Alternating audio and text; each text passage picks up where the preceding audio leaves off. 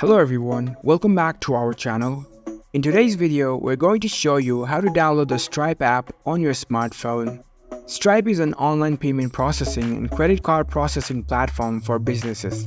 It's a very simple process and we'll guide you through how to download it. Let's dive right in.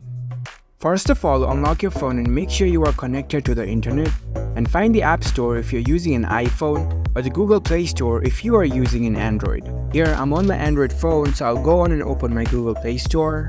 Once you're in the store, you can see the search bar at the top of your screen. Tap on it. Now type Stripe and search for it.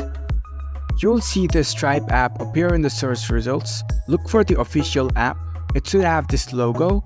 Once you have found the app, you can see the install button next to the app icon if you're using an Android, or a get button if you're using an iPhone. So tap on it to start downloading the app.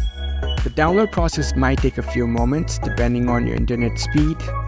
Once the download is complete, the app will automatically get installed on your device. Here you can see the open button. You can directly launch the app from here, so tap on open. And there you go. You've successfully downloaded the Stripe app on your smartphone. You are now ready to explore this app. You can create your account and enjoy its services.